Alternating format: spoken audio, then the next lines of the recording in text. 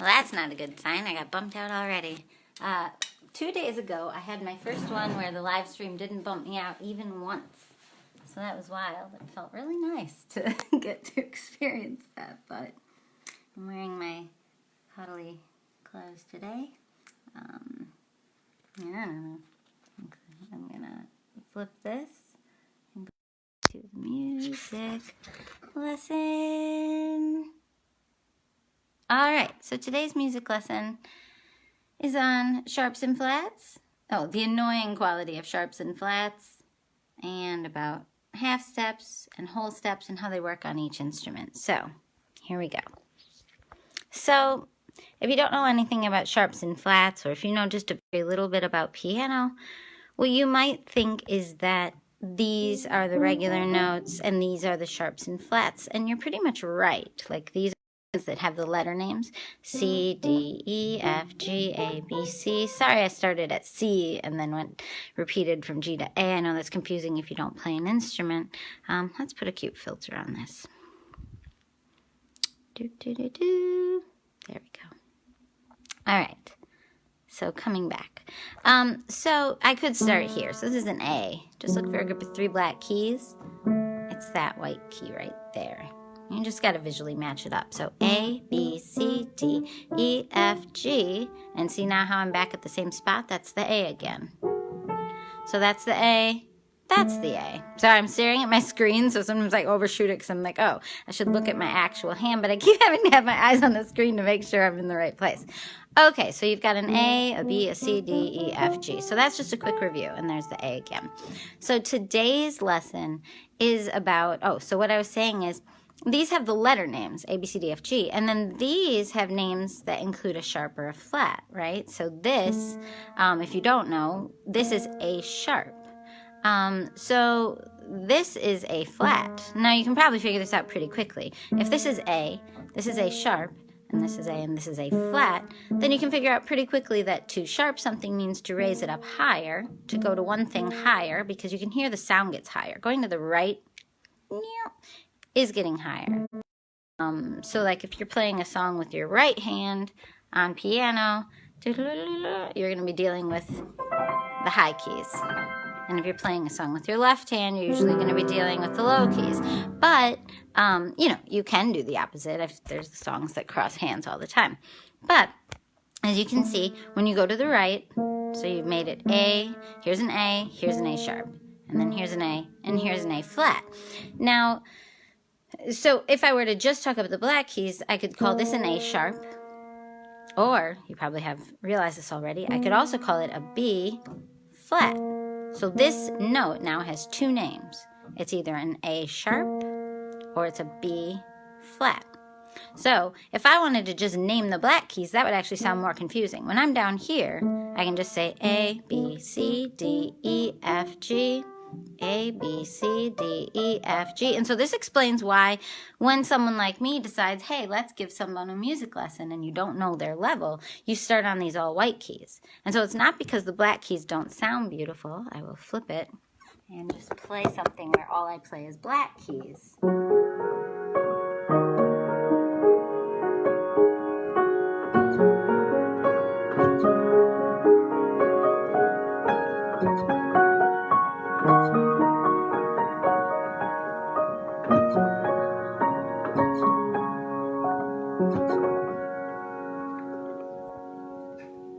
So that's just black keys. So I didn't touch a single white key, even though there were 1 or 2 spots where I really wanted to.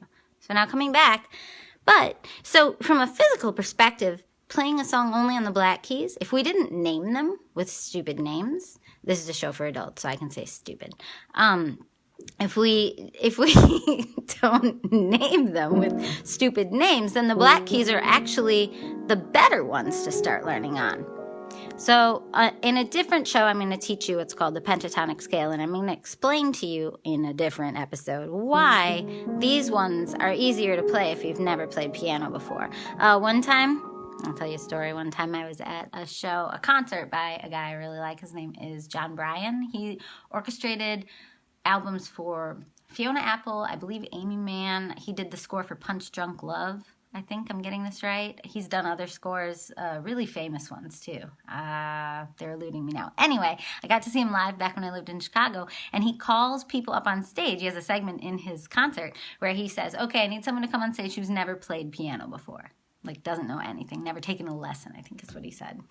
And then, you know, oftentimes a kid comes up on stage and he says, play anything you want as long as it's only on the black keys. So I've stolen this from him. I've done this with some of my nieces and nephews before. But so the little kid might just be like this.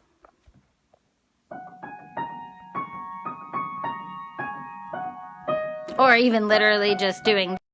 But then he's down here playing all this stuff like that. And because he's told them they're only allowed to play the black keys, there's no way to make a wrong sounding note. And that has to do with the pentatonic scale. It has to do with, so if you look at the white keys, do you see how there's 1, 2, 3, 4, 5, 6, 7, and then it matches the first one I started on? So here's the C, just to the left of the 2 black keys. And this is just to the left of the 2 black keys. So there's 1, 2, 3, 4, 5, 6, 7. B, I start over at the same one I started on. Well, look at the black keys. There's only 5. Start over at the one that matches the one that I started on. And these 5 leave out 2 really challenging notes in a scale. Oh gosh, now I guess I am teaching about the pentatonic scale. If I wanted to call this do, so you know Sound of Music, do, re, mi, fa, sol, la, ti, do, a deer, a female deer, re, da, da. If you weren't looking at that, I could just hold it. Do, a deer, a female deer, re, a drop of golden sun, me a name, I call myself, find the word around, so I need a holding thread, la, no, twelve, so, ti, bring us back to do. So that's what these are. Do, re, mi, fa, sol, la, ti, do. So what that is if now, I'm not going to start on this one because this doesn't work for the pentatonic scale. I'm going to start on this one. So erase your mind, erase your mind.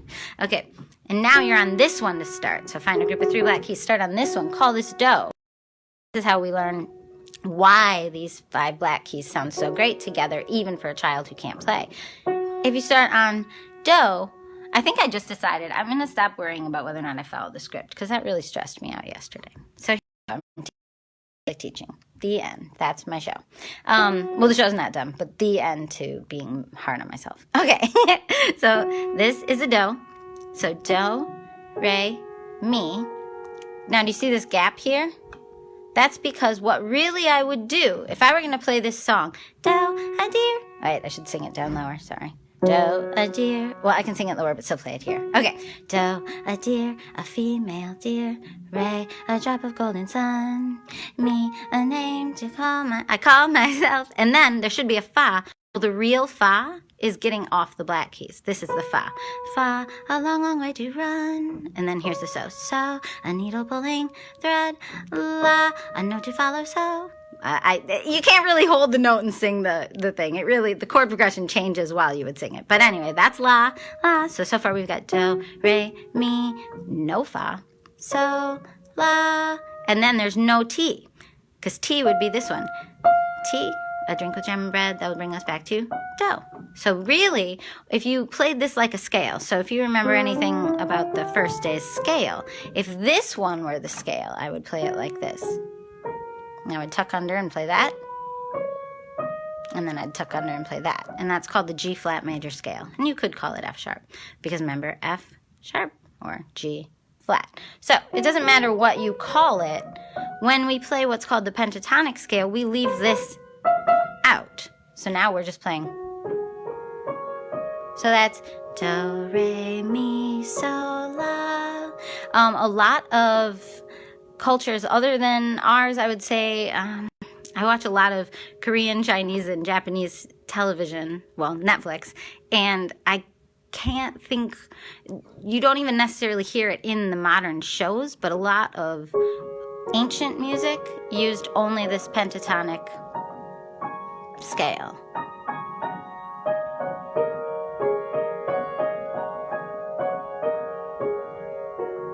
So that's music that would only use the pentatonic scale, you could play on the black keys. And there's just no way to make it sound bad. Because these notes, the fa and the T are the ones that just cause a lot of, like, you really have to know what you're doing inside a scale in order to use them. And so if John Bryan alternatively, hold on, I'll flip back to my face. If John Bryan alternatively called kids up and said, only play the white keys, he could do almost the same thing. He could just play all white keys himself, like doodle-doo. Oh, I am wearing pajamas today. I know that, yeah, whatever. I know some days, like yesterday, I got fully dressed and looked very cute. But today, I look very, well, I think pajama cute, but got the frog slippers on still. Anyway, but he could call people up and he would just play white keys. And then they might, so I've done this with my niece Brooklyn, and I think with my niece Alice, and then they would just be up here, so he'd be down here, and they'd be like, and as long as they only play white keys, it would sound pretty good. But I would say the all black key thing actually sounds even better because it leaves out that fa and t. So there it is. We just altered the lesson for today. I talked about sharps and flats, check. But I didn't go on to this half steps on each instrument thing. So we'll save that for tomorrow. I'm drawing an arrow. And I already talked about the pentatonic scale because I've alluded to it in like, I think 3 shows now. So there we go. Okay, we're going to move on to the doodle share. Time for doodle share. Okay, here we go. We're going to go over to my doodle chair. And my doodle pad. Oh yeah, I didn't draw a sample doodle yet. Okay. Well, I did, but I put him on the little script. There he is. That's Blobby. Now, this one's a weird one. I did make a kids album a long time ago, what feels like a lifetime ago, but it is not something I share because it's part of my sad past. And I can say that because this is for adults. But I did have something that I'm gonna, like, there's a lot of things that I had already imagined and then I gave them away to that project. And so part of healing from things and growing is like reclaiming things that were yours. So that's why a few shows ago I doodled my frog that I've always doodled, even though I also used it in that project. I was just like, you know what? I've been doodling that frog since I was 17. I'm taking that frog back. So I did. And, you know, and I think it was the day I first wore my frog slippers. And that's just, you know, what you do, how you heal from trauma. Anyway, I mean, that's not the only way. That's why I made the face. There's lots of ways to heal from trauma.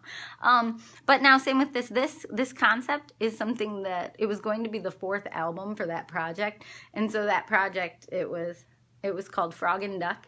And it had like 21 songs, and they were comedy songs, and they were all written by me for the most part, and they were very like cute songs. But I gave it away because my ex is all over that album, and so whatever, he has the rights now. But I had already imagined like many future albums because that's what I do. If you've seen, I have like, you know, 20 slated projects right now, and I can't stop slating things. That's just part of how my mind works. I think I get it from my dad's side. He always has a million dreams and ideas and projects in mind. Oh, and I have a sign sitting right here that just says,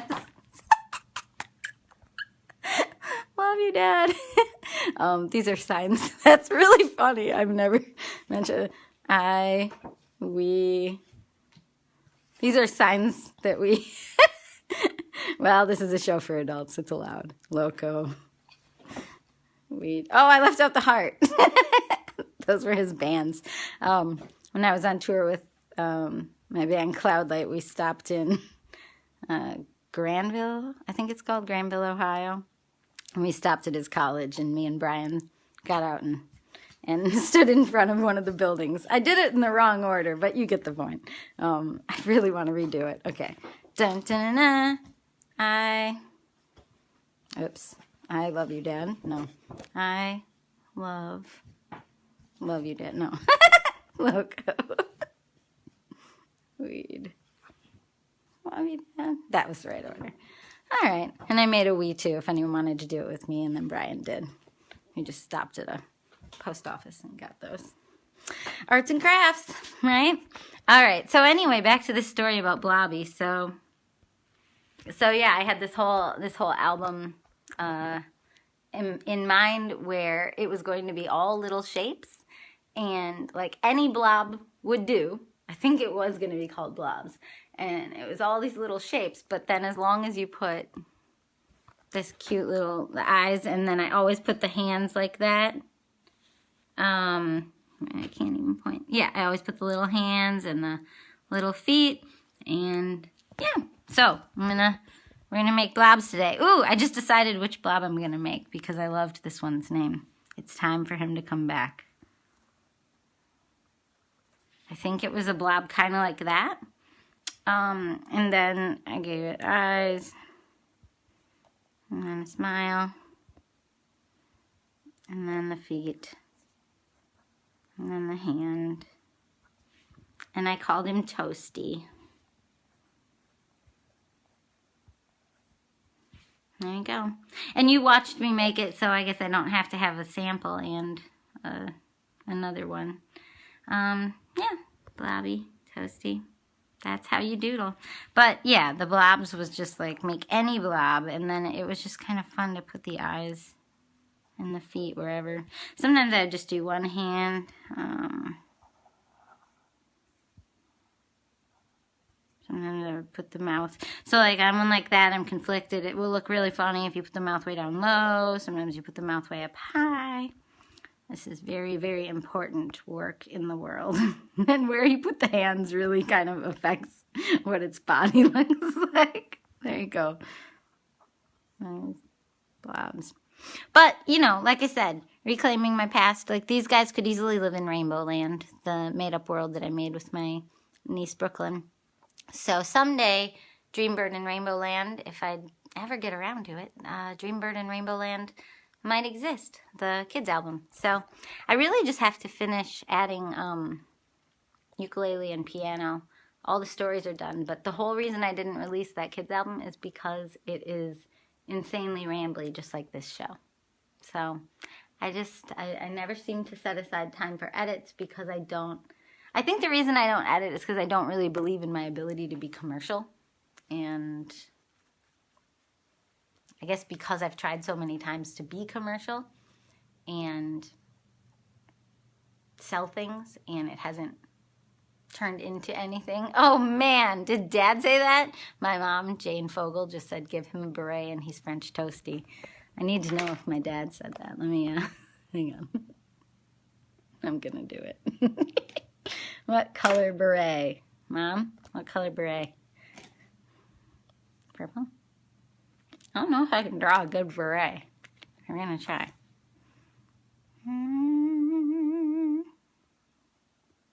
How's that?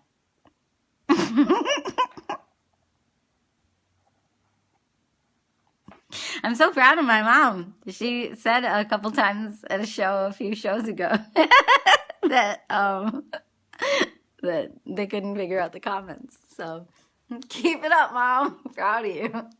I love it. This is fun. I get to see my sister's name and my mom's name on the screen, and that immediately makes me in a better mood. So, all right. Well, I should probably go on. I know I was rambling about feeling like I'm not commercial. That's a discussion maybe for a deeper part of the show or another day, or I don't know, or never. No, Mom, purple. What? Oh, as in it's Mom. Okay, she said purple. Okay, good, because I already drew it. Okay, I don't know, maybe there's a delay, but I already drew it, Mom, I hope. Well, wait, I hope you're okay with it. You said purple, and I did purple. I read your mind. Okay, going on to the show and tell. I can't just see. Oh, I did already pick something. Okay, today's show and tell. Oh, first I have to show you. Oh, I think I have show and tell music. I'm supposed to be playing the show and tell music. This is for Romy. Romy, here's your present. It's just sitting over there.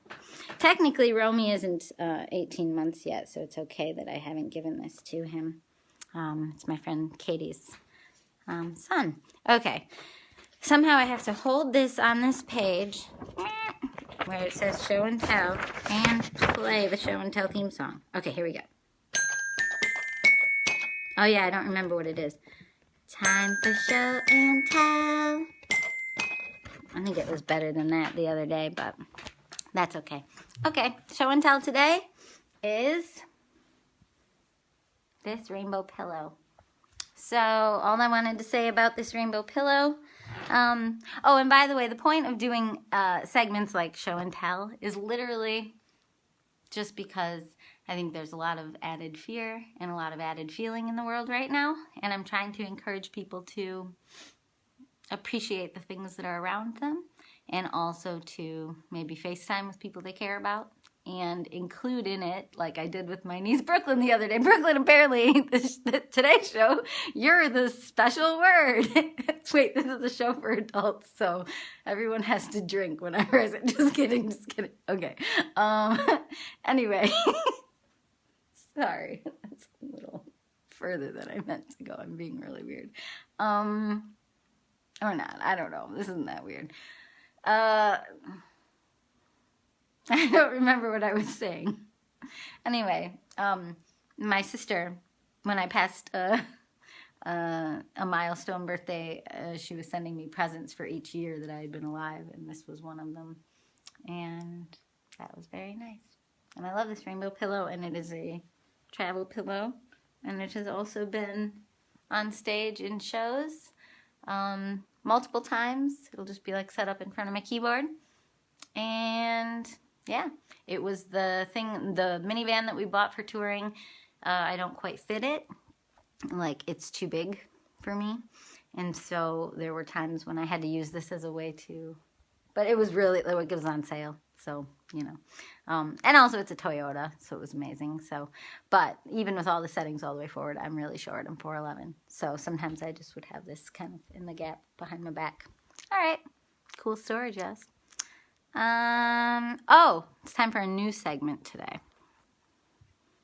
So I decided to try a new segment called Imaginary Power.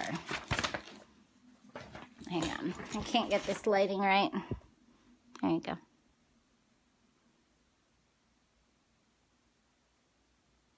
Okay, so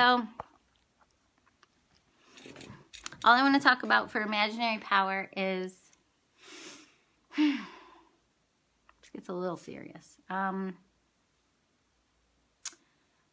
So I just told myself to talk about power, current leadership, word choices, self-control versus manipulation.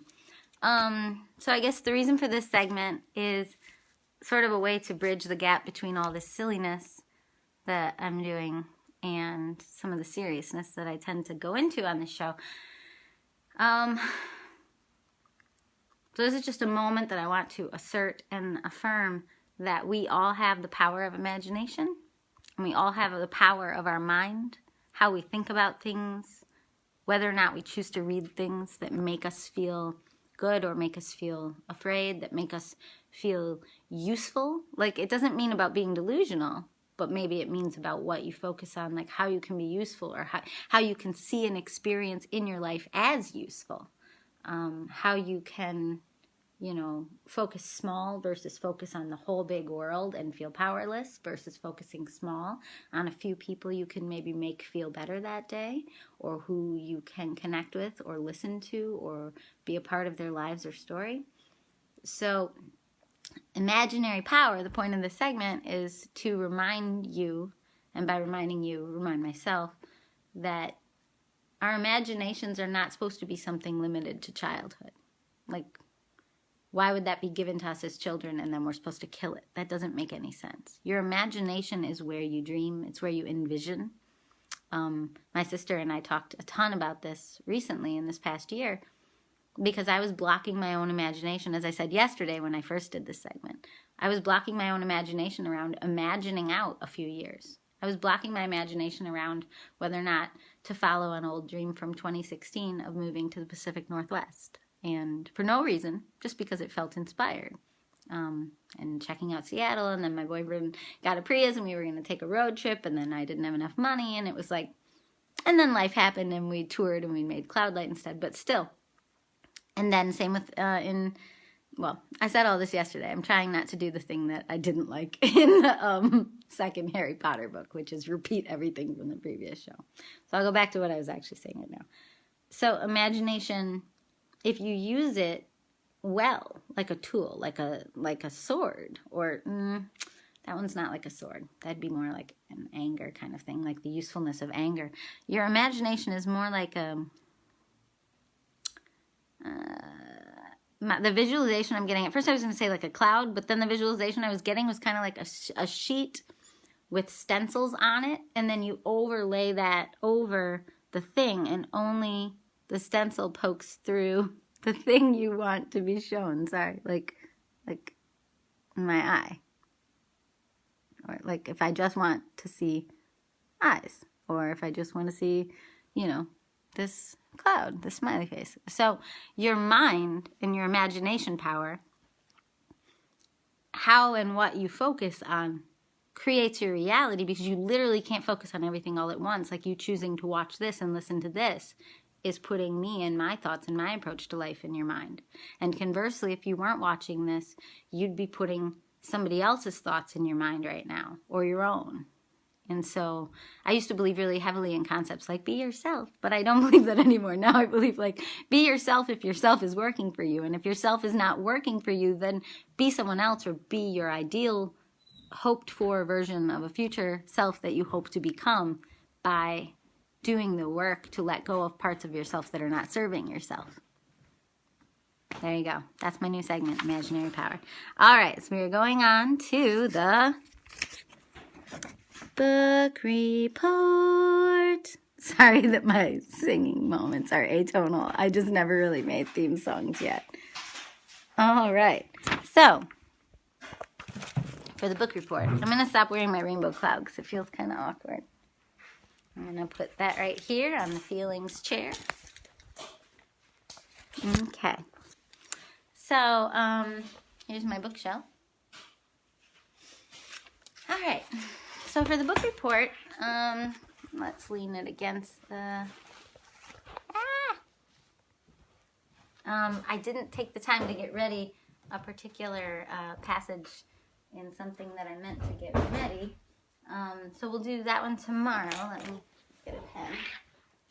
I'm gonna scribble out the one that I was gonna do. I'll draw an arrow. I'll do that one tomorrow. And then today, we'll do this one. Beautiful. Okay. So, this one I did actually prepare a little while ago. So this is a book by someone, it's the same person that I did on, I think the second or third day of the show. That book that I read a part of, the Fail, Fail Again, Fail Better. So she's a Buddhist nun. She's an American or Canadian Buddhist nun. I think American. Anyway, so this book, Living Beautifully with Uncertainty and Change. So I'm just going to read a small little paragraph. Uh-oh, my little slip fell out where I marked where I was going to read. I think I know what it was, but if not, I'll just follow my feelings. There you go. The true nature of the mind is as vast as the sky, and thoughts and emotions are like clouds that, from our vantage point, obscure it. We're taught that if we want to experience the boundlessness of the sky, we'll need to get curious about those clouds. When we look deeply into the clouds, they fall apart. And there's the expanse of sky. It never went anywhere. It has always been here, momentarily hidden from us by the fleeting, shifting clouds. So yeah, that's just a way of viewing your mind, viewing your own thoughts. That's strangely related to what I was just saying about imaginary power, because I marked that like days ago. So yeah, this image of the sky is the sky is the sky, and the clouds are like our thoughts. And when we stare deeply into them, so you can either do what I do, which is like hyper-analyze them, which like my sister and I will do together all the time, just like overly analyze every thought and feeling until those clouds start to kind of break apart, and then you get to see the clarity of the sky. Or you can do like what they do maybe more in a like peace-oriented Buddhism book like this, where they're talking about you just sit there, and we'll do this later in the show. You just sit there and you breathe, and you just know that the clouds are thinking, and you just let them go, and then you can see the expanse of the sky in that way. But either way, the clouds are not truth. They're transient. They're passing. So yeah. that's a very short reading for the day, but I recommend parts of this book. So a lot of, whenever I do like a little reading segment, I don't always recommend the whole book because there are aspects in it that I would probably disagree with almost every paragraph, and that's why my sister and I sometimes have conversations that are like 5 hours long. We've only had one that was 5. I think normally more like 2 or 3. But, you know, I think that's actually a really helpful way, though, to look at uplifting literature or different philosophies, is to look at it as something you don't have to swallow it whole. You can agree with parts and disagree with parts, and that's okay. And you can develop your own philosophy on life. You can develop your own way of understanding things by sort of taking what works for you and then letting go of what doesn't. And you can get lost in analyzing it if you want to, but you don't have to. So, I learned some of that in like the 12-step world. There's a lot of different 12-step programs out there for almost every different issue, and a lot of the 12-step world didn't work for me because some of it I was running into was very dogmatic and authoritarian, and that challenged a lot of my issues from past stuff where I had been sort of a victim in certain situations, and so that wasn't a good fit for me. But one bit of wisdom that came with that was this wisdom of take what you like and leave the rest. And so if there's something that you find helpful, take that, absorb that into your knowledge base, and then let the rest go that doesn't maybe work for you. Because there are some Buddhist practices in here that I either don't agree with or that feel too structured and strict for me even thinking that that's what the Buddha meant. You know, like I'm just like, whoa, I don't know that that was meant to turn into such a serious practice. And I see that in any organization that gets too organized. You know, it's a control thing. Whether it's Christianity, Buddhism, Taoism, like a lot of those systems are not good reflections of the original wisdom inherent in either Jesus or the Buddha or Lao Tzu, who wrote the book on Taoism that I read from a while ago. Like those people were enlightened, and there was a wisdom that isn't necessarily rippling into the systems. But that's not a judgment on my part. That's just humans are hypocritical and full of contradictions, and it's very hard to be wholly helpful. I do not do it well. Anyway, I try, but, you know. All right, that's the book report. So now we're going to go on to the, feeling your feelings. I'm sorry that all my theme songs sound the same. I just have never really made any up. But I think that one I think I've been singing the same way for the whole time. So, okay. So we're going to go to the feelings chair and feel some feelings. I mean, you actually don't have to feel feelings for this portion. I don't even have to feel feelings for this portion. I just started a new puzzle, and it's really taking up all my space. I finished this one yesterday, which was Italy. I have a really kind-hearted fan from Italy, Federico, and I'm curious. I don't think he's watching right now. But that would be a really cool coincidence, because I think I was working on this puzzle when he found my music on YouTube. It's probably not from... I'll say the name of the town, though, if I can even pronounce this. Night Blue Hour, Manarola Cinque Terre, Liguria, Italy. Liguria? I don't know. Federico, if you're watching this, let me know if that's where you're from. All right. Anyway, now it's hot air balloons, but they're in my way because I got to set up my chair video station. All right, good enough. Just put it on top of it. Okay, so we're in the feelings chair, and this is where we talk about feelings. So I should really call this segment talking about feelings. Oops, it's falling. Okay, I'm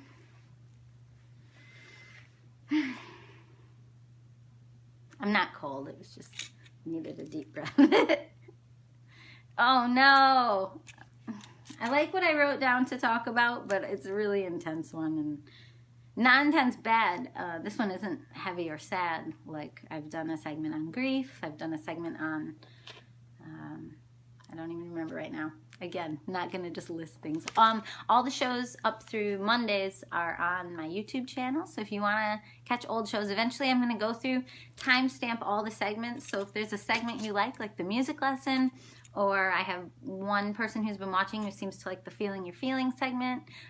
If that's the thing you like, I'm gonna timestamp them, and then you can just go to these old shows on YouTube. This is probably the most organized thing I've ever done as a YouTuber. So I'm gonna try my best to really make it something that if there's something you relate to, you can just go through, click, and watch that part.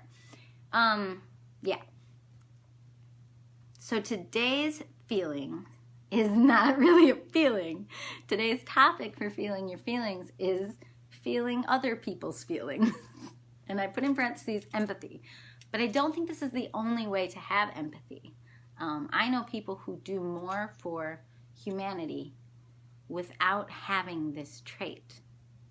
I almost think it's because they don't have this trait that they can show up for people in like vastly greater ways. I feel like that's incorrect grammar. Anyway, they show up for people because they're not constantly picking up every tiny little pinball of an emotion in a room. They're not picking up someone's stress, someone's sadness, someone's frustration, someone's boredom. They're not constantly picking up every little thing, and therefore they can have a through line to their day of, I said I would do this, so I'll do this. So you people rock, in my opinion. I'm very inspired and constantly in awe and admiration of people that have that kind of strength. It's often why I present myself as kind of a victim, is because I didn't want to be what I am. So I was on a road trip in Iowa last year. This isn't related. This is just maybe for me, but I mean, it is related, but it's a tangent. But I was on a road trip in Iowa last year. I went to visit 2 friends there. I played a show there. It was a really beautiful experience. I had never been to Iowa other than like just over the river. And the reason it was a beautiful experience for me, because everywhere I go, I kind of feel the land, feel the energy or the feelings of the people, just kind of what's the culture feel like. And Iowa felt very like simple and work-oriented and good to me in a way that I didn't even understand. And I just felt different driving through there. Kind of similar to how I feel when I drive through Minnesota, except I have family up there, so I go there a lot. And, you know, there's all these beliefs that I've talked about before, because I read it in a book when I was 18, that it's a particular,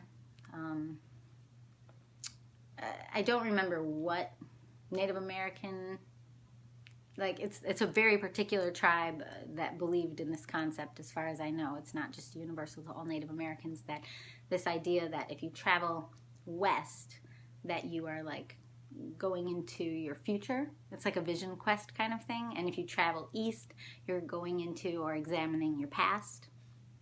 So west and east, that's one thing I remember from it. And north was like traveling into the mind, like into intellect, and south was like traveling to like work on or reflect on like issues of love. And so this idea of like a vision quest that's related to directions really stuck with me when I was a kid, and I could always kind of feel it. Like there was something about, maybe it has to do with sunrises versus sunsets, maybe it has to do with cold versus warmth, who knows? Like, but you know, going south, warmth, that makes sense for like love. Maybe this is just a North American thing. It would make perfect sense because it'd be opposite in South America. It was a particular, I feel like it was something in the Southwest. I don't remember. I wish I could remember so I could accurately attribute this concept and belief to them, but I don't have the best memory for that kind of stuff. Anyway, but that really stuck with me. And so in my life, I have been to almost all of the states east of me. And I even, from my childhood, moved east. I lived in New York. I spent a semester in London. I moved a little south in Chicago. And a little north to Appleton, Wisconsin, but essentially stayed in that area, and now I live permanently, you know, well, permanently for now, who knows what's permanent, but I live in Michigan, and so all my life had been east, and my brother went west right away. Well, he checked around, and he went over to the Minneapolis area, and then, you know, my sister just went west, but I had almost never gone west, like truly at all. So anyway, maybe that helps you. But when I was in Iowa, oh gosh, why was I even telling that story? Feeling other people's feelings. Oh yeah. So there was an awareness that came to me while I was traveling in Iowa. And so you may not attribute it to me going west finally and having this realization, but I attribute it to it. And I felt it very strongly while I was there, which is that all of my life prior to that visit, which was only a year ago, I had felt this feeling like if I admired you, like if I admired that you were strong and you weren't pinballed by other people's feelings and that you could just function in a room, whereas I got weepy and overwhelmed by people and kind of shut down and lost my center. And so because I admired you and your amazing ability to be so, for lack of a better word, like functional, like I was in my head, feelings, I'm very functional at, like, if there's a specific task, you know, writing a song every day for a year, performing at a high level and getting into a really hard music conservatory. Like, I can do tasks, but I'm talking about that kind of unknown, vague functionality where you can just do anything all the time and other people's feelings, which is what this segment is about, feeling other people's feelings, when other people's feelings just don't really affect how you move through your day. Like, you have maybe a really thick, like, bubble to how other people are feeling. And I mean, maybe one could say it's coldness. Like, you're just kind of walled off. And other people may see it differently. But when I was a kid and even into adulthood, like, I maybe envied that. And so when I was traveling in Iowa, I was like, I had this realization, and it just came to me like a flood while I was driving through Iowa. So maybe I need to go west more so I have more epiphanies and, like, grow the F up. But it was, the epiphany was, I have to say it in the right order. Love what you love, but be who you are. Love what you love, but be who you are. And for me, I often love things that are not like myself. That maybe comes down to self-esteem. I feel called to help people who are like myself. I don't feel that I'm maybe very helpful for people who are not like myself. But I often, like, I have a hard time loving people who are too much like myself, maybe. But I had to learn finally, and I did on that trip last year, to separate this. These are two separate things. I love what I love. But I need to stop trying to imitate them because I am truly not wired like them. And me trying to imitate this other thing, it makes no sense at all. Why would I be trying to imitate this thing that's not like me at all? So yeah, so if you are someone who can't stop feeling other people's feelings, you know, you're in a room and you pick up everything, that is, in my opinion, meant to be a gift. It's meant to be a strength. It's meant to be something that you work with, that you know, like if you're the only one in your family who's like that, or maybe one of two in the family, you know, or if you're the only one in your friend group who's like that, or in your workplace, you know, it's meant to be a strength, I believe, in a community. It's meant to be something that maybe holds people accountable so they can become maybe a little more aware of how they're affecting others. And it's a burden. It's overwhelming to feel so much. And that's why a lot of us who are like this are introverts, and we do a lot of our connecting with others over digital stuff. Phones, if you feel safe and comfortable and you love the person, and then like text maybe. It's like a layer of defense to be a little more separated. A lot of us do a lot of online social stuff, or we're just home a lot. And, you know, I do with my YouTube videos. I have like 700 videos on my YouTube channel, all because, you know, and one of my friends thought I was an extrovert because of it. And I'm like, no, it's me in nature alone with my phone talking to myself or writing a song by myself. Struggling in group projects ever since like 8th grade, because it's like you're picking up all the different moods and opinions, and it's a complex topic, and all I could do right now is just touch on it. But so that's what, I don't think that's the only version of empathy, feeling other people's feelings, but I think that is a version of empathy that can be very overwhelming for the person who has it. And also I think it's stressful for other people who don't have it, because maybe you feel like you have to tiptoe around people like me, or like us. I should say like us. We're everywhere. And I think we're all needed. I mean, clearly I expressed that I think those who are not like me are needed, obviously.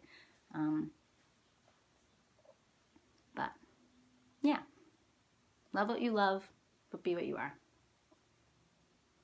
So that's feeling your feelings. So now, the next segment, dun, dun, dun, dun, is the present. Ooh, in this present moment, my coffee is going to stop warming. That's what that beep was.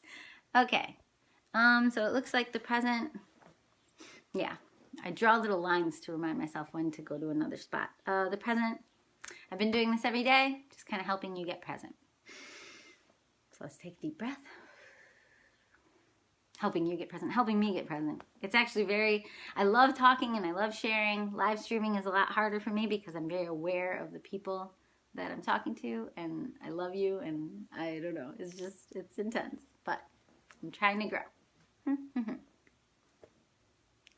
Because Mr. Rogers is like one of my heroes, but like I think he has a much more natural ability for this. My coffee beeping and me remembering that we're going to do the present reminded me that my coffee is getting cold over there. So my present moment is going to be having a sip of coffee.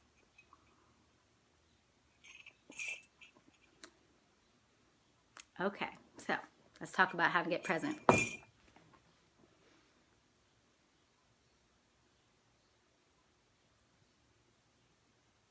I know I'm not talking, sorry. I'm just thinking which things to reflect on. So I hear birds. I can listen to the birds. I don't know if you hear the birds here. I can show you my birds. That's one way to get present. Just pay attention to the sounds around you. We have these cute little bushes. And these birds that just kind of hang out there. Oh, I haven't been playing with filters. I just noticed that. Same one. Well, we'll leave it for now. You can pay attention to the colors and the light all around you, like a plant. You just look at it, reflect on it. One of my best tricks that I always use is pretending I'm like 1 year old and kind of just trapped in my baby body and just looking around the room and seeing the colors, hearing the sounds, hearing the birds. Let's see if I can actually get a bird in the frame for you.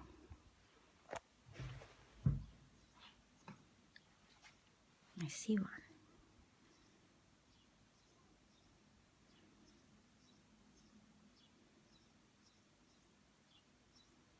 They're usually shy.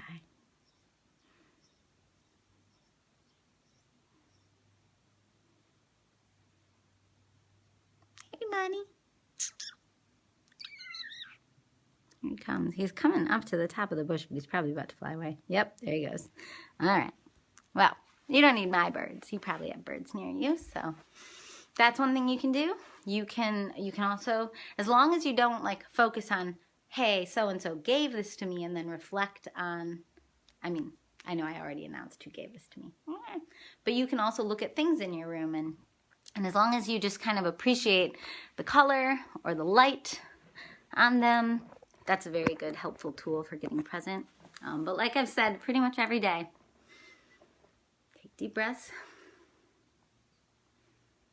Focus on your breathing.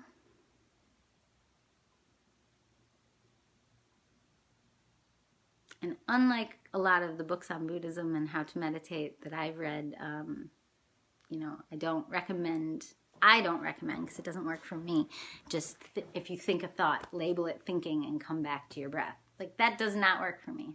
I'll show you. I'll try right now, and then I'll explain what happened. Like, right away, my mind already went, I'm thinking a thought, and, okay, I should do it a little longer to really show you what happens. Okay. Oh, if you just got here, this is a segment called The Present, and we're just meditating together. We're just not necessarily meditating. We're literally just trying to get really present and become aware of this present moment.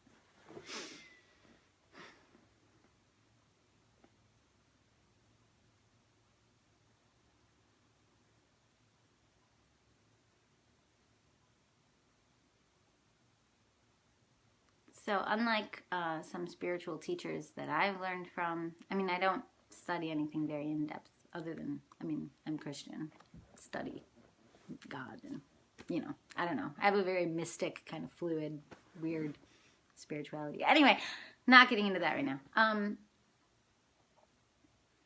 But I felt this sense of, I could feel my own timeline, kind of, as I was breathing. So in other words, when I'm talking, I'm in a stream of like ideas and my mind is flying, and or if I'm someone like, say I'm you and I'm just watching this, my mind is flying in maybe judgments, maybe my own thoughts about whatever the person is saying, like it's just fly, fly, fly, you know.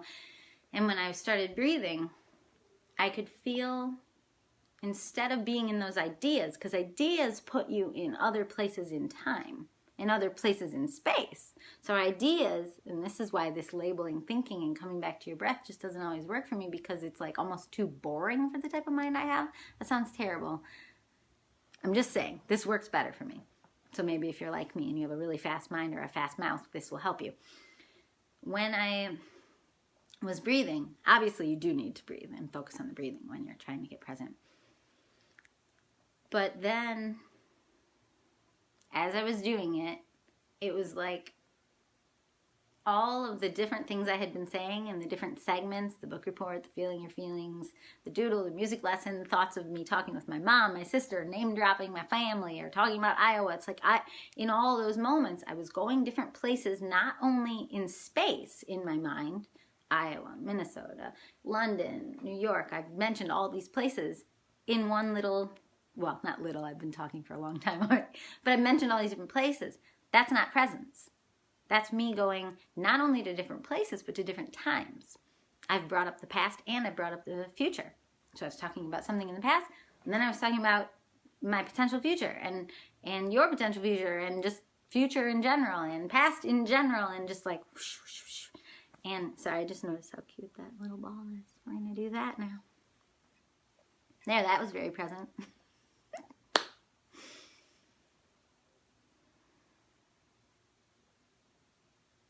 There. So what it does for me when I start focusing on my breath is all of that. So it's like, I'll show you it visually. When I get present, it's like time is out here. Past and future. I mean, it's really not linear. It's like a whole swirl feeling all around. Or I don't feel like it's linear. At least it doesn't feel linear. It feels all over, because in this one moment, in this one today, I've focused on something from 5 years ago, from 20 years ago. I focused on something from a potential future, imaginary, no idea when. You know, whether it's Seattle or Iowa or other places that I want to go, that's my potential future. And so I'm not present when I'm talking like that. I'm not present at all. I'm skewing it to the right because I'm going to talk more about it. Like, future is almost more unpresent, which is where I've spent a lot of my time in my life. Future is just this whole cloud of possibility, and I don't know. I sometimes say I have like future deja vu, because there will be times I'll be talking about something, or thinking about, or dreaming about, or journaling about something that's in my future, and it'll feel so real, like it's really going to happen, and it'll almost feel like I'm having deja vu of a thing that's going to happen. Like, it's not even like I'm here right now and I'm feeling like this already happened. It's like, while I'm dreaming of it, I feel like it's really going to happen. So maybe you've felt that before. I call it future deja vu.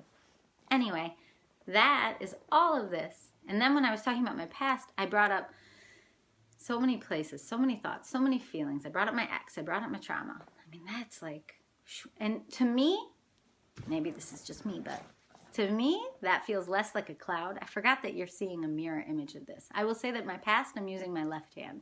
So for me, it feels like my own left side is this past. And I actually don't feel this about all the past I keep bringing up. I feel this. So when I'm talking constantly, and this is all related to, if you're just getting here, this is all related to how to be present. Because I'm not present whether I'm thinking about my past, even though I'm talking about it from present me. I'm not. If my mind, so my talking is present. So you can talk about your future and your past. That's not being present. It's where your mind is that's present or not present. If my choice right now in this moment is to talk about my past and my potential future, if that's my choice and that's what I'm doing with my time, then that is being present. If I can keep a part of, or maybe even all of, somehow, I don't know how people do this, but I've felt it so many times in my life. If I can keep my mind in this present moment, that I am Jessica Fogel sitting in my dubbed feelings chair, because I decided my chairs have different names for different segments of a made-up show I meant to do 2 years from now that was going to be scripted and or more planned than this, but I'm just trying to like help people deal with feelings in a very feelings-heavy time in our history. And anyway, like all of that, like that's all right now. If I can stay focused on this idea of that's what I am doing from 11 a.m. until sometimes 12:30 or later, because I'm really bad at time, you know, I don't start teaching until 1 today. I teach piano lessons. I do them virtually. And so I haven't lost my job. I'm still working. I'm just doing it over FaceTime. In case anyone's concerned about me, I've seen family members here today. But that's just what I'm doing with my mornings instead of journaling right now. I'm sharing feelings instead. But like, okay, tangents. That was so many tangents. But maybe the reason I take tangents is because when I take a tangent, I come back to right now. And I do this all the time. Like my mind was like floating way off, let's say on past, and it's talking about a story from forever ago that maybe I'm regurgitating, and then maybe my now present self says, I don't feel like saying that, or I don't feel like talking about that. And then because my mouth moves so flippin' fast, sometimes I'm just like, oh, let me announce out loud that the reason I'm gonna stop telling this story is because I don't wanna go there. And so these are like normal human things of like ways to come back to the present. But I do think it's okay to talk about the present and talk about the future. Talk about the past and talk about the future with presence. I'm not a spiritual master, so maybe they'll all say I'm totally wrong. But so far, this present segment has been all to do about how to literally just be present. And it's just very much like, you know, deep breathing and looking around, noticing color, noticing light.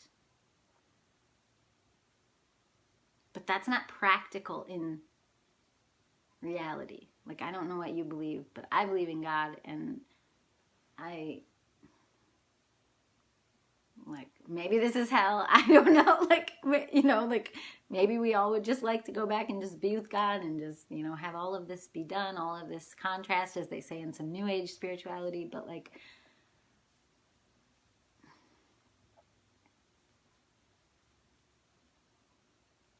I don't believe the majority of us were meant to just sit on a hilltop and not talk and just breathe for our entire lives.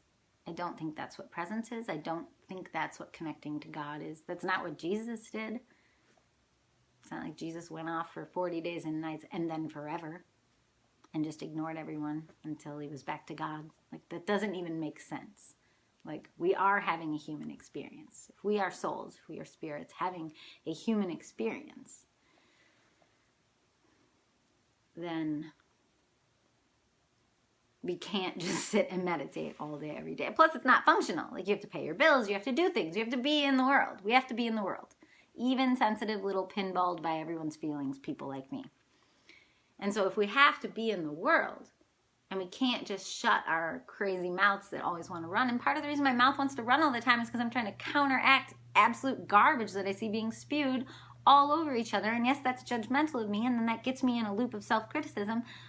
But part of the reason people like me want to talk so much and write so many soft, sensitive, lullaby-ish types of songs is because I'm trying to counteract cruelty. Like when I see somebody like making fun of a person who has a physical disability, and then them... I don't want to get political. But, you know, like there are people in the world who just don't care about hurting anyone's feelings. And so some of the times people like me get inflamed to the point of intensely passionate when we otherwise would not have been. I feel like I've been like activated. Like there's so much anger and judgment and cruelty in the world. And I believe that I have to believe everyone has in their deepest part of their soul the same amount of value as me. And so if everyone has value, but some of them are choosing to be deeply cruel, then that's pain. That's suffering.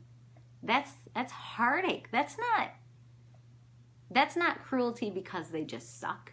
I could just write tons of people off. and just sit here all smug and think I'm better than people. But I don't think I'm better than people. I just think a lot of people are in pain, and they're sitting out here living out these realities that are hurting each other from their own core pain. So if you're in pain and you don't want to feel that pain, because who wants to feel pain? And then you just start hurting everyone around you because you're in pain, then that ripples. And now it's another saying from some either book or organization or something I've tried over the years. Hurt people, like if you are a person who is hurt people hurt people. So one is a noun and one is a verb. Anyway, the second hurt is a verb. If you're a hurt person, you're likely going to hurt people. Like, it's just human nature. And I'm not saying that someone like me with all my little feelings is going to counteract all of human nature. I don't believe I can do very much at all. But I'm trying to do the little bit that I can do, because it's very painful to live in a world where people like me very rarely speak up. Or very rarely speak up. Like, this is very unnatural for me. This is the most unnatural thing I could be doing with my life. I could sit around and dream my whole life about being a little Mr. Rogers, but ultimately, my life pre-2016, 2014, I had a few really positive shifts in my life in the last few years that made me a little more functional and believe in myself a little more, and able to kind of, I don't know, begin to try to share feelings and healing and the type of stuff that I would do privately only. And maybe that's what I'm put here to do, or what I'm trying to do, is kind of like help activate other people like me. Like, speak up. If you're a person that's trying to soothe, you know? I don't know. Essentially, this is like the word vomit version of hugging. Like, if I could just hug everyone. Well, but I have a lot of, like, other, like I said, feelings show for adults. I was going to say sexual trauma. Like, you know, it's not a fun topic, but I don't always like hugs. I like hugs from people that I feel safe with. But, anyway, so that's a very weird segment on getting present, because that's different than usual, because I wanted to talk about how you can, while talking, get present. Like, I'm very aware right now that it's Wednesday. I'm very aware right now of what I'm doing and how I'm sharing and who I'm sharing with. And it's not about whether it feels good or bad. I'm just trying to be very aware of where I'm at right now and what I'm doing with my time. And that's a way to get present, even while you're talking, even while you're existing in your current life, is to just kind of think of what day it is, think of what time it is, think of where you're at in your own story. And then even if you're talking about your past or your future story, in that moment, if you become aware, and I know all these spiritual books say don't think about time, but it does work. If you think about time like a story, and you see this day and this moment in your story, then even while you're talking about past and future, you will feel more present. It works for me like clockwork every time. So right now I'm very aware of this random midweek feeling, and I'm going to teach piano lessons soon, and earlier this morning I felt that, and later I'm going to feel that, and it doesn't matter what that is, but I do feel aware right now, and I do feel more present by having acknowledged that in the middle of my feelings show. Yes, this is just the middle. Oh my gosh, this show. It's like, I have this dream that I'm going to get this down to 45 minutes, and I just don't know when I'm ever going to do that. Okay, next segment. Oh, because yeah, let's segments. That's a way to not get it. Okay. And I hope people know they can come in and out. I'm sure people are. That's obviously the nature of a really long show and of a live stream. Okay, this is, and like I said, they'll all be saved on YouTube, so if there's ever anything you want to go back to or see again, or if there's a particular segment that you like that one was just the present. And so now we're going on to creative space. It's not about space. All right, so for the creative space segment, I'm going to another room that is good. I kind of got to see the time as I go through there. I do have to watch the time today because I do teach at 1 o'clock Eastern time. All right. That spoon just totally poked me in the eye. All right, here we go. Putting my owl coffee mug down. No, wait, I gotta put that there. I'm gonna close the door in case Brian needs to come down for his lunch break. Okay, so the next segment, creative space, I decided was a segment that is all about just creativity and creating a space for creativity in your life. The creative space segment to like make up a song. Oh, I had Brian even tune this thing. This is a Get a Lately. I'm gonna use this one. But I think since I do have to be conscious of time today, I'm just gonna play a little while I talk about this segment. So, so for today's creative space segment, I'm not gonna make up a song today. I want to. No, I actually don't. I just want to play. So I'm just gonna play a little bit while I talk. I have been trying for 2 days straight to do a sneak peek of my music video, but it hasn't been working, and it looks like today I forgot to pull it up. I do have chords pulled up right now. This is some creative work that I don't like doing, which is like writing out chords. Oh look, see, it's not meant to be, it's frozen. I have a very old computer. One of these days, this thing has stayed with me for like over 1,000 songs, maybe 2,000 songs. It's made it through 4 challenges, the 365 challenge, the 12 albums in 12 months challenge. It is not happy with me right now. I use it constantly. I buy external hard drives. Yeah, it's been freezing a lot. So that is one thing. If you're a creative person who doesn't have a lot of money, sometimes the world can be difficult and discouraging, especially the more we move digitally. Okay, so it's completely frozen, so you don't get to see a sneak preview of my lyric music video for a 3rd day in a row. I do not get to share that, so that's okay. Hey, turn off. You can relax now. Probably gonna lose that lyric sheet. I had a couple people who were willing to cover my songs. That was a dream of mine, is to have people do cover versions of some of my songs. Back when I was doing the 444 Hearts challenge, where I was doing a bunch of cover songs, and then I realized, like, oh, I'd love it if people wanted to cover my songs. It's like being pretend famous. Like, if anyone's willing to cover your songs, and then you get to hear them in different voices and different variations and different styles. And so I'll make that call again to people. So if you like doing cover songs and you want to cover one of my Jessica and the Rainbow songs, I will send you lyrics and a chord sheet. Yeah. I used to say, and I'll even make you like a karaoke track and you can sing over it, but I won't say that anymore because I have a terrible relationship to the busy work of being a creative person, and it slows me way down. Like that's why I have like 20 projects right now slated for the future. I just released an album last weekend, but the only reason I released it, it wasn't done. I'm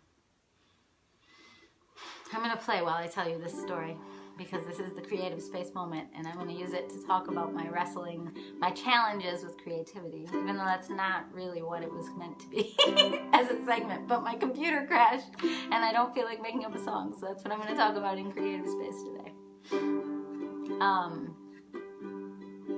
So yeah, that album, I have 4 albums as drafts up on my Bandcamp right now, meaning I could release them, they could go onto Spotify, they could go onto iTunes, they could go on Apple Music, if I would just push release, like they're half finished and or mostly finished. But I have this latent perfectionism that comes from being an A student, and not perfectionism in a bad way. Like there is a part of me that wants things to be high quality, like my first few albums were, where I worked with producers and where I didn't share finished things until they were really, really, really finished to like a professional standard. And the thing is, professionals spend like $40,000 or more on an album, and they go into studios, and I lucked into some of that. I had a few producers who worked with me on albums without charging me, and it's completely insane that they did that in hindsight. And then when I did my first Jessica and the Rainbow album, so those were Jessica Fogel albums back when I lived in Chicago. And then when I moved to Michigan, I was like, you know, I just have to start investing in this. I have to pay for it. And I worked with Ian Gorman down at La Luna in Kalamazoo, Michigan. And he's an incredible human being. And I dumped like $1,500 or more into driving down there and doing that. And that's a huge sum of money for me. And then I ended up doing a fundraiser because I ran out of money. And people rallied around and they supported that album. And that's a pretty like high quality album from a producing perspective. My albums, after that, the quality went down, but the frequency went way up. And the weird thing is, it's kind of like other people might look at that and be like, well, why don't you just go back to barely ever releasing and make the quality high again? And in my view, my very slow releasing pace was like once every 5 years. And that was actually more a reflection of my trauma. And my perfectionism. I really did want to have good albums in the world, like good high quality, like ones that you could say were produced at a $40,000 studio. You wouldn't totally notice the difference, maybe a little, okay, a lot, but but I was trying my best. And now when it comes to audio quality, I am truly not trying my best in that same regard. I'm not dumping thousands of dollars. I just don't have it. I teach piano for a living. But I'm also just not focusing.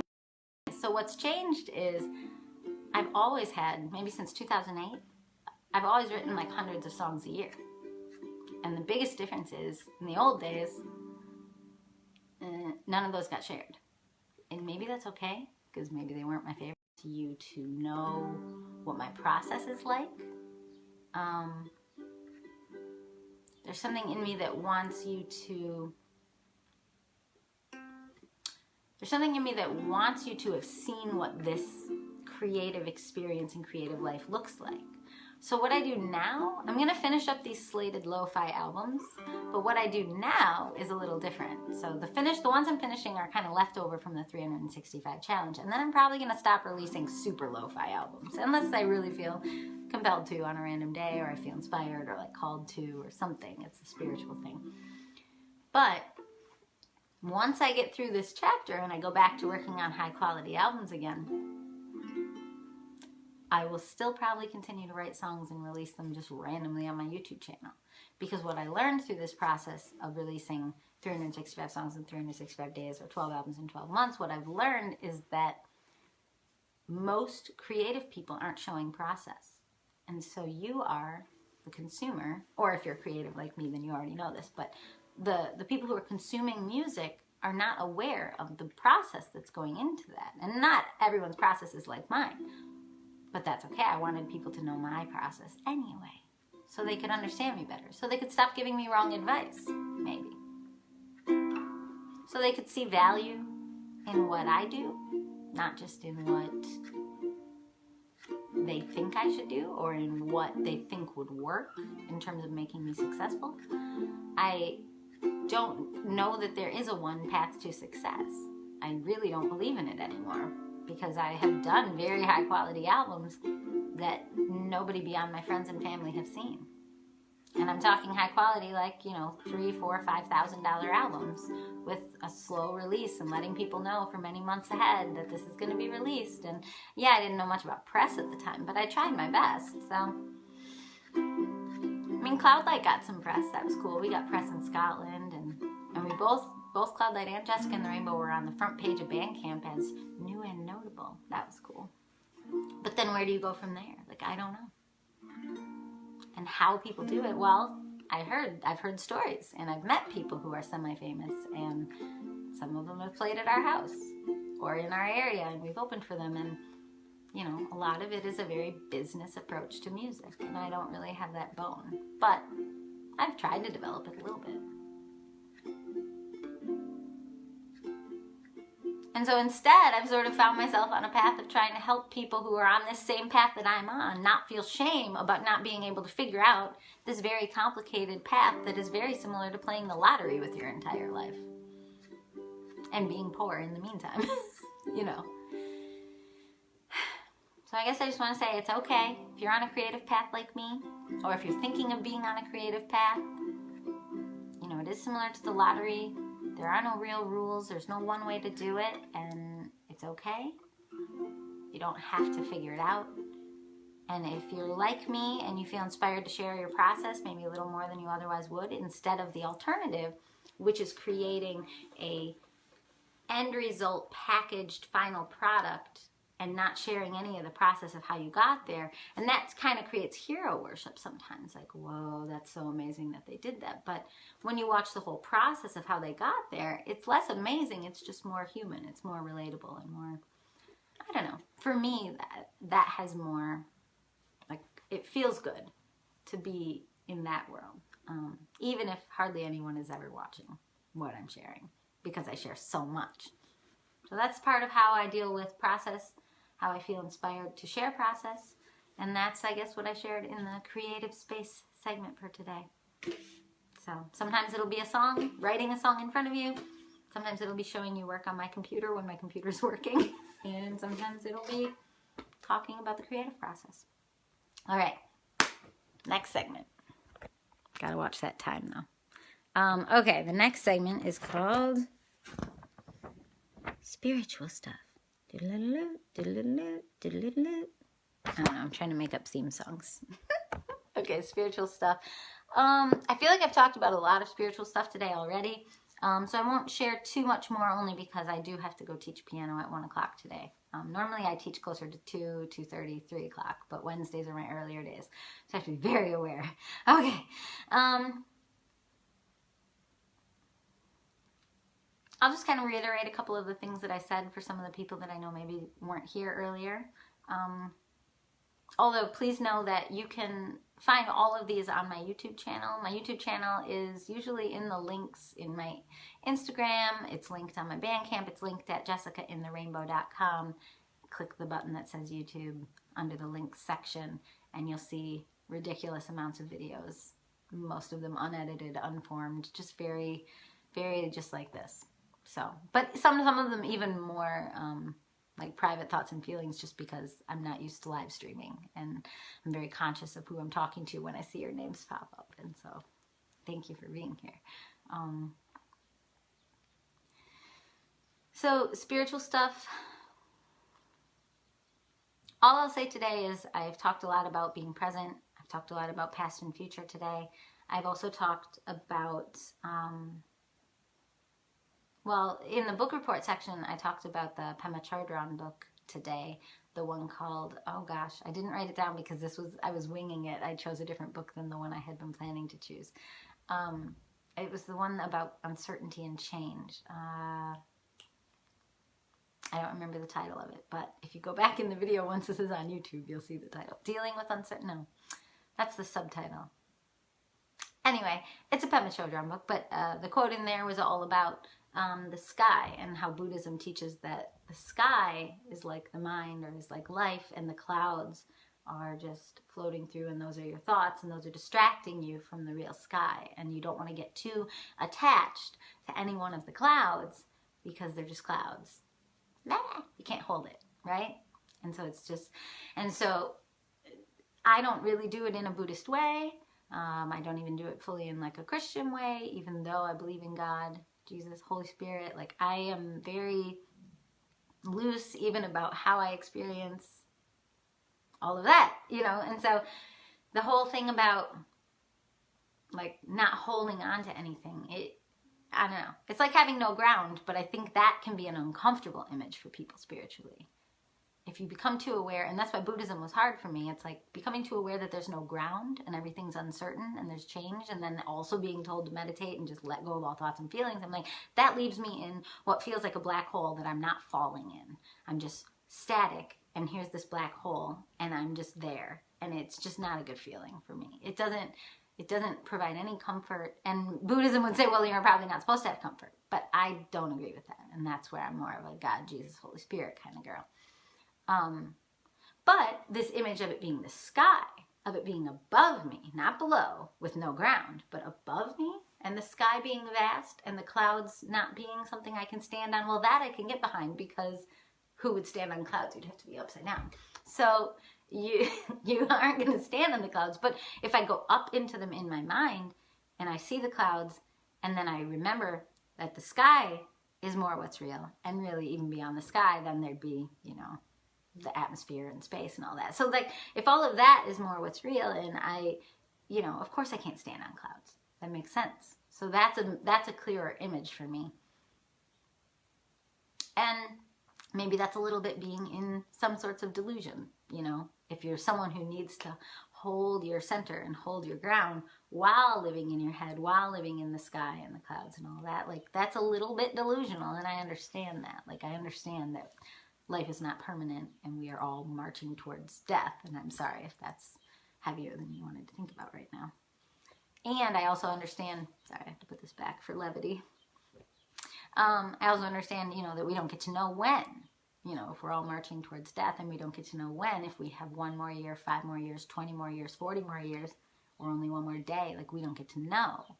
And all we can do is have some caution in how we live. It's like, that's a heavy thing to live in. So I don't want those types of thoughts to be my ground.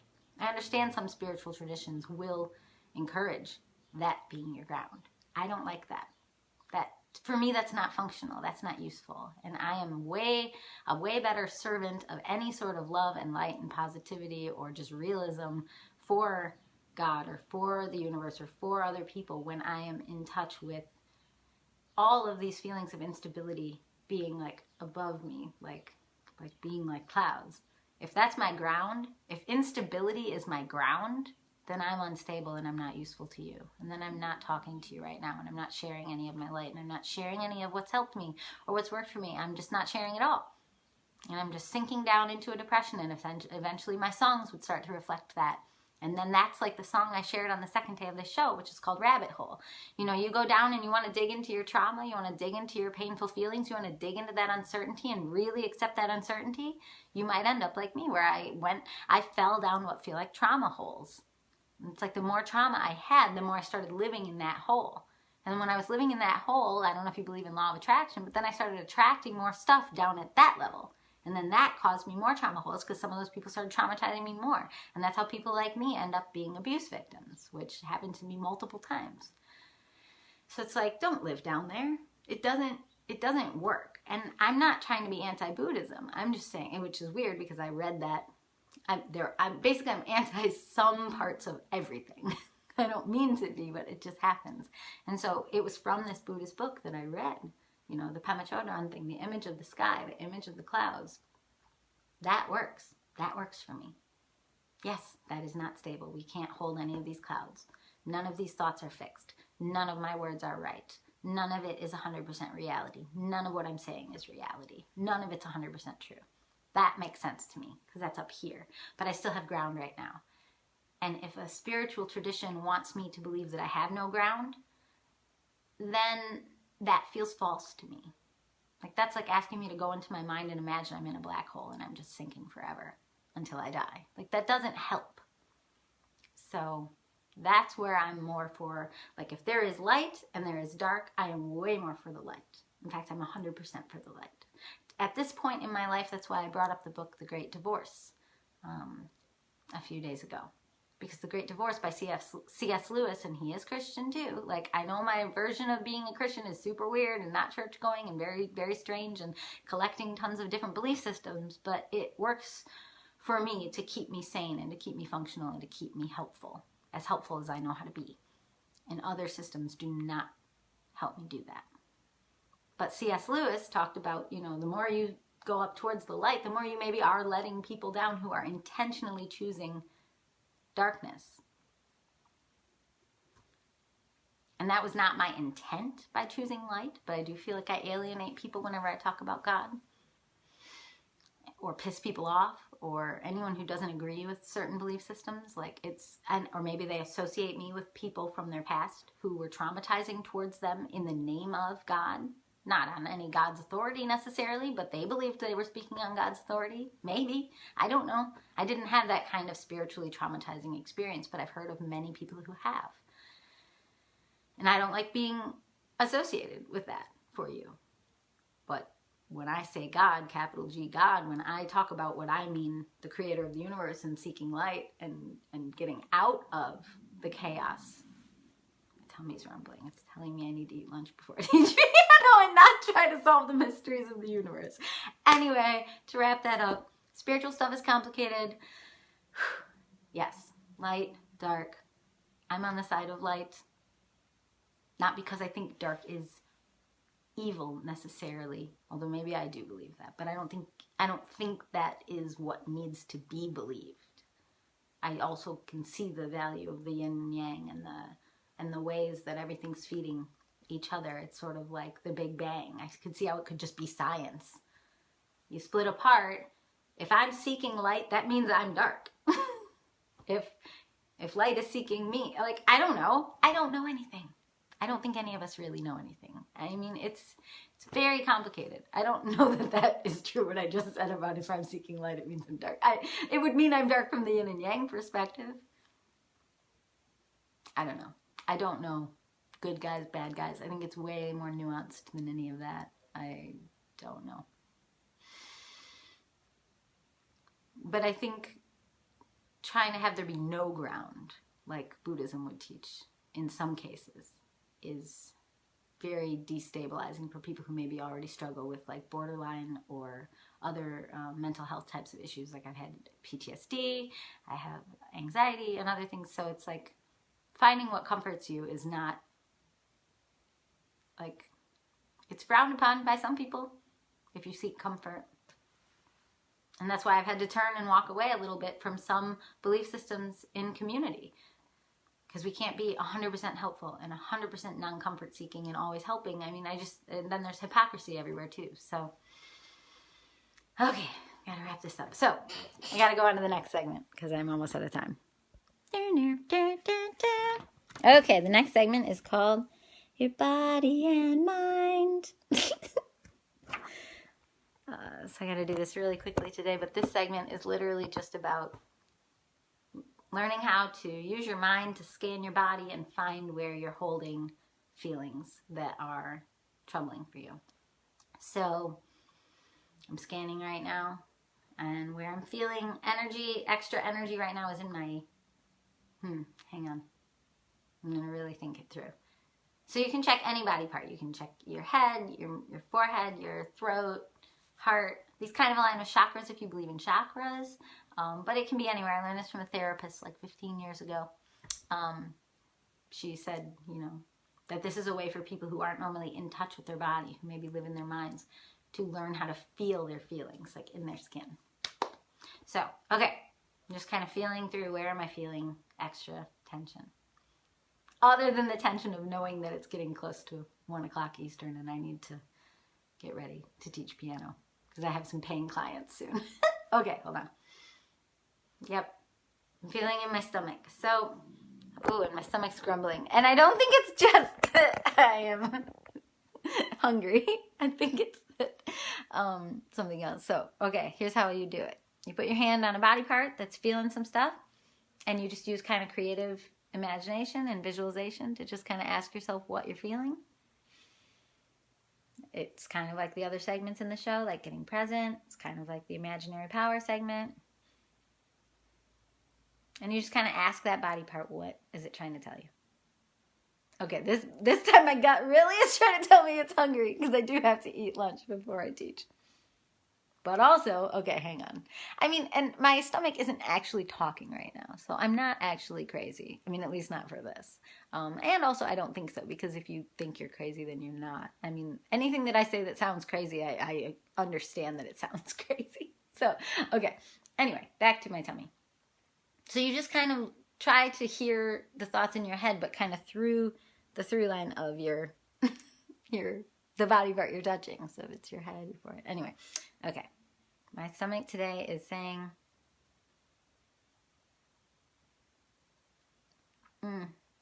it's just feeling kind of confident today. Kind of not feisty, but very confident. And that's a pretty normal kind of thing to feel in your gut, like a gut feeling. And I don't normally have a lot of confidence in my gut. So I do have some today. So my guess is that it's coming from having had a good show. No? Okay, hang on. It's coming from speaking my truth and believing in myself. And feeling like what I have to say and who I am has value. And it's nice when that part of me, my gut, gets to feel that way. That it's a nice feeling for my gut feelings. For my gut, for my stomach. Because I don't often function in the world like someone. Other than behind Facebook and when just in writing or something. So this is growth for me to be doing a live stream where people are dropping in and out and just continuing to speak my truth and be as confident as I can be at being myself. So, all right. So that's your body and mind. All that's left now is song time. And then, the little quick closing song. So, all right. I'm going to go back to the piano. I think I have just enough time to play you this song. Okay. So song time. Oh, the song I picked for today is a song I wrote when I was in 4th grade, or 3rd grade, I think. My dad wanted to turn it into a McDonald's jingle, but he was just being excited for me. I'm not going to show my hands because they'll just be backwards anyway. Okay. If you really like this song, you can hear it on an album that I released. If you go on my Bandcamp, it's in my links, like in my bio. Just go to my Facebook. It says jessicainintherainbow.bandcamp.com. And then scroll down. It's the one with the yellow cover, and it says childhood, and there's pictures of me from childhood, like elementary school all over it. And rainbows. It's yellow. That sounds like Rainbow Connection. That's not really how this starts. Anyway, so the song is called It's a Beautiful Day. And I wrote it while walking around the block, Kentucky Street and Orchard Street, between Haven and Kinsey in Racine, Wisconsin. Here you go. Here we go.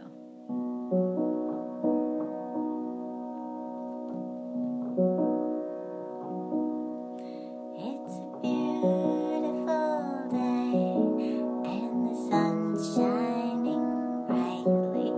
You can hear the birds chirping to the beat of my song.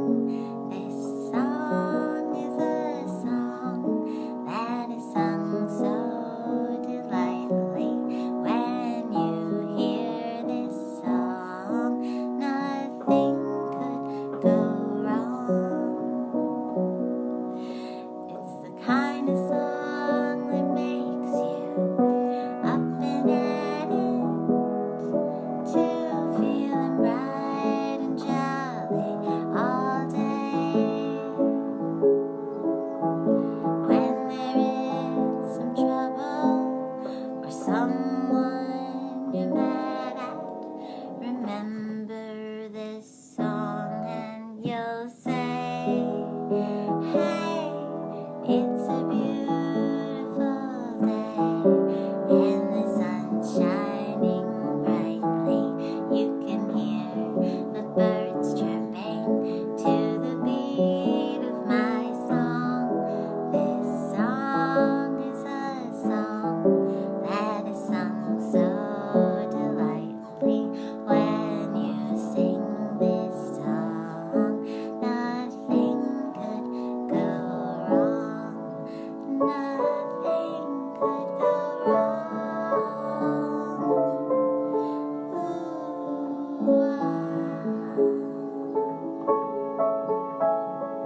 I swear there's birds chirping right now. Yep, wrote that in 3rd grade, and sorry, I clipped the pedal off too fast. My piano teacher used to not like that. I was just excited for you to hear the birds.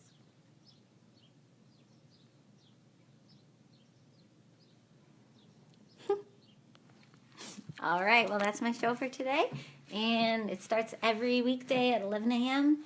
Some days it'll be longer, some days a little shorter. Really depends how much I get going in all the segments that I do. They're always in this order so far, so you can find all the old episodes on YouTube. I started it last Wednesday as a way to really just help people who maybe don't deal with feelings all the time. Maybe now they're homebound and they're trying to deal with a lot more feelings than usual. Oops. Song time. There. All right, so that's the show. And just play you the little closing theme song. And then I'll see you tomorrow at 11 Eastern Time if you want to come. I think that one might be a little too out of tune. Here you go. There you go.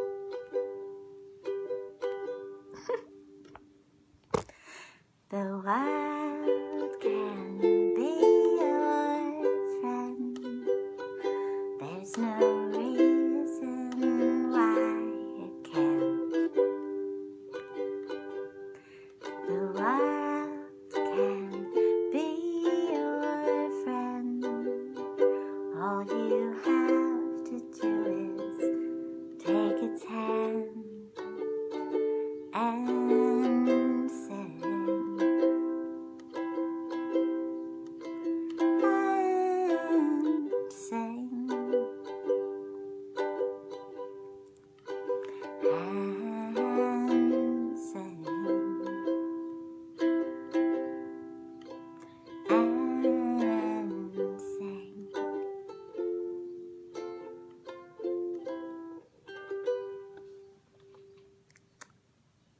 thanks for coming. I will see you tomorrow at 11. Well, Eastern time, 11. If you want to come, no pressure. Or anytime you want to drop in, I will be here. Bye.